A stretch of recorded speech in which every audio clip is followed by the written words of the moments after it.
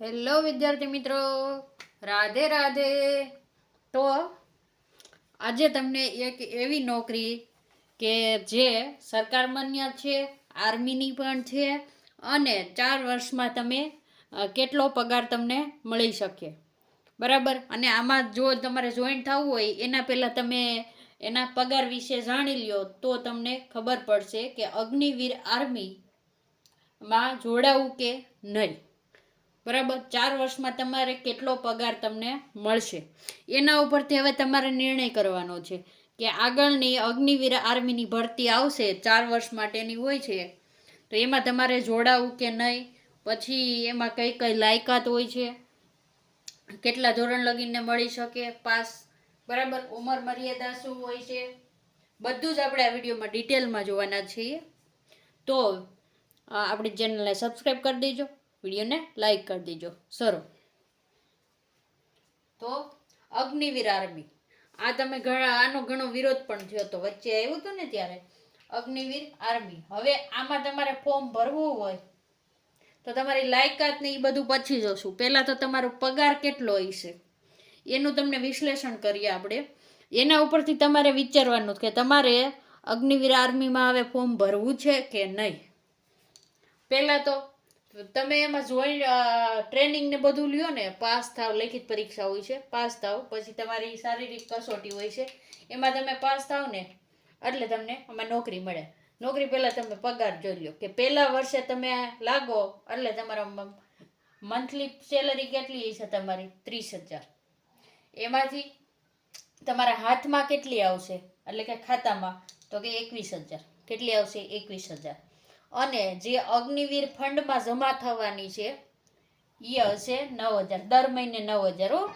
અને આ ફંડ કયું છે કે તમે જ્યારે 4 વર્ષે નોકરીમાંથી છૂટા થશો ને તો એ તમને ભેગા પૈસા મળશે. જેટલા તમારા અહીંયા કપાણા હશે ને એટલા સરકાર સામે તમને બીજા એક્સ્ટ્રા દે, બરાબર. એટલે તમે અહીંયા 9 × 12 કરો એટલે એક વર્ષમાં તમે જેટલા બચાવ્યા હોય ને એટલા સામે સરકાર તમને આપશે 4 વર્ષ પછી.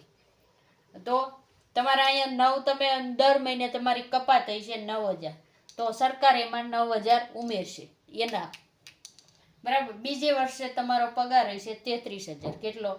33,000. તમારા હાથમાં કેટલા આવશે? 23,100. કપાત કેટલી છે? 9,900. સામે સરકાર તમને દર મહિને કેટલા આપશે? 9,900 એડ કરશે સરકાર. આ તમારી મંથલી કપાત છે, બરાબર. હવે તો કે ત્રીજા વર્ષે તમારી સેલરી વધી જશે, 36,500 થઈ જશે, તો તમારી કપાત કેટલી થઈ જશે? 25,500 ને સોરી હાથમાં કેટલી આવશે? 25,550. એમાંથી તમારી કપાત હશે 10,950. સામે સરકાર દર મહિને દે એટલે અહીંયા તમારા દર મહિને કેટલા ભેગા થતા હશે? 21,000 ઉપર, બરાબર. આમ તમે ગણી લો ને તો 21,900 જેવા તમારા ભેગા થશે. એટલા જ થાય ને, 10 દુ 20, 21,900 જેવું થશે, બરાબર. 22,000માં થોડુંક જ ઓછું રહે, 100 રૂપિયા.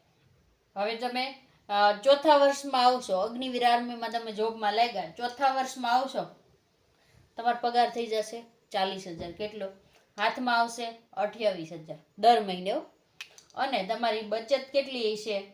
12,000. જે તમારા આ 40,000 પગારમાંથી કપાત હશે એ દર મહિનાની કપાત સરકાર સામે આપશે 12,000 રૂપિયા. કેટલા આપશે? 12,000. તો અહીંયા તમારી કપાતની બેથી તમને મંથલી તમારે 24,000ની બચત થઈ ગઈ. અહીંયા કેટલી? 24,000ની. પ્લસ તમારા હાથમાં આટલા આવશે.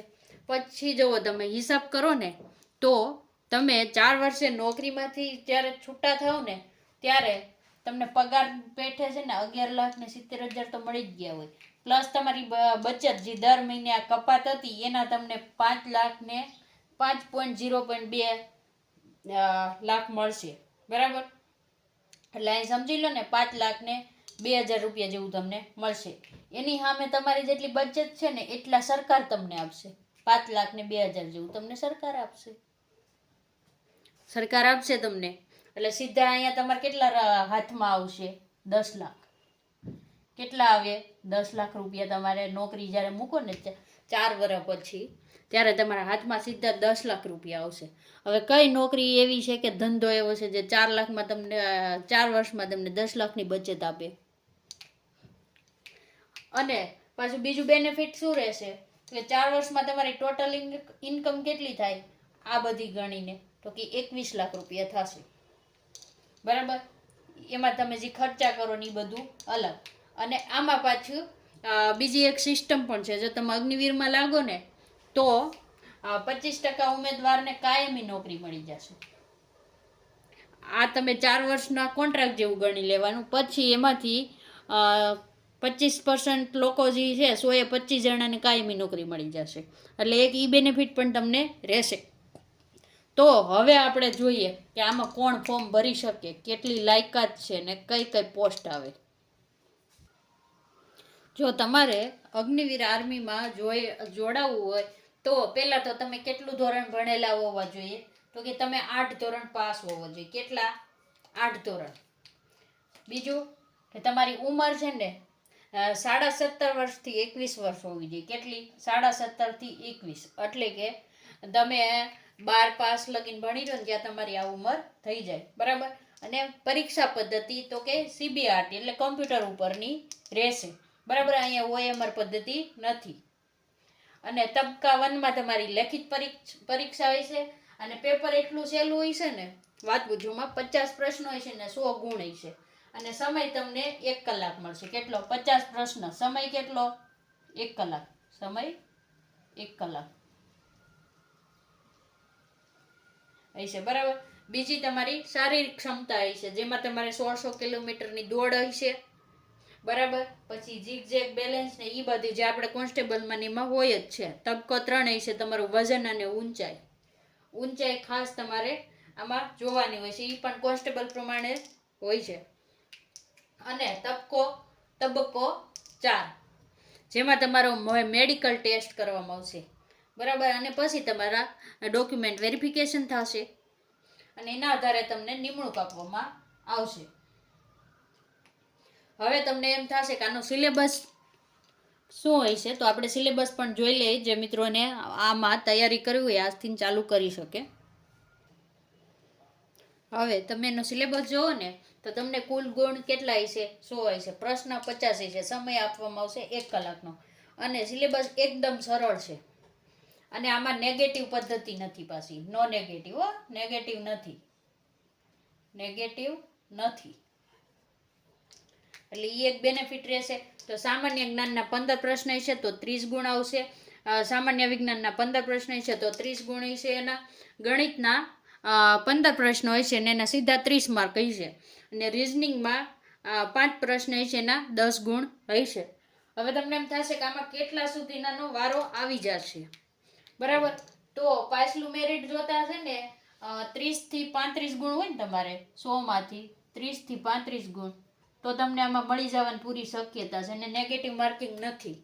તો જે મિત્રોને આર્મીમાં જવું હોય ને એને શું કરાય, આમાં ફોર્મ ભરી દેવાય. જો તમે શારીરિક કસોટીમાં ફિટ બેસતા હોય તો તમારે આમાં ફોર્મ ભરી દેવાય. અને નેગેટિવ નથી એટલે બધા સ્ટીક કરી નાખવાના. 50 પ્રશ્ન હોય 50નું પ્રશ્ન હોય તમારા, તો 50 સ્ટીક કરો તો તમારે એમાંથી 30 થી 35 માર્ક તો આવી જ જાય કે ના આવે? આવી જવાની પૂરી શક્યતા છે. અને મેરિટ હંમેશા એનું નીચું હોય, ભરતી જાજી હોય અગ્નિવીરમાં. એટલા માટે તો જે મિત્રોને આ માહિતી સારી લાગી હોય ને, જેને કોન્સ્ટેબલની PSIની ને જે તૈયારી કરતા હોય એ મિત્રોને આમાં પણ જોડાવવું હોય તો એ જોડાઈ શકે છે. અને સિલેબસ સહેલો છે. એટલા માટે જો આ વિડીયો તમને સારો લાગ્યો હોય તો લાઈક કરજો અને ચેનલને સબસ્ક્રાઈબ કરી દેજો. આવા નવા વિડીયો આપણે તમારા માટે બનાવતા રહીશું. રાધે રાધે.